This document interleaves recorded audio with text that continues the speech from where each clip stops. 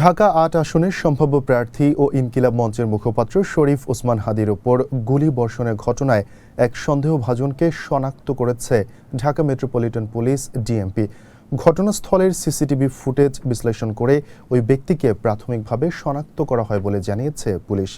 শনিবার এক সংবাদ বিজ্ঞপ্তিতে ডিএমপি জানায়, ওসমান হাদির হামলাকারীদের ধরতে জোরালো অভিযান চলছে। শনাক্ত হওয়া সন্দেহভাজন ব্যক্তির অবস্থান সম্পর্কে কোনো তথ্য থাকলে তা পুলিশকে জানানোর আহ্বান জানানো হয়েছে।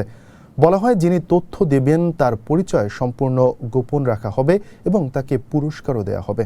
বিজ্ঞপ্তিতে সন্দেহভাজন ব্যক্তির অবস্থান জানাতে 013-200-400-80 এবং 013-200-40132 নম্বরে অথবা জরুরি সেবা নম্বর 999-এ যোগাযোগ করার অনুরোধ করা হয়। শুক্রবার রাজধানীর বিজয়নগর বক্স কালভার্ট এলাকায় মোটরসাইকেল আরোহী দুর্বৃত্তের গুলিতে গুরুতর আহত হন শরীফ ওসমান হাদি। ঘটনার পরপরই তাকে দ্রুত হাসপাতালে নেওয়া হয়। এই হামলার পর রাজনৈতিক অঙ্গনে ব্যাপক উদ্বেগ ও উত্তেজনার সৃষ্টি হয়।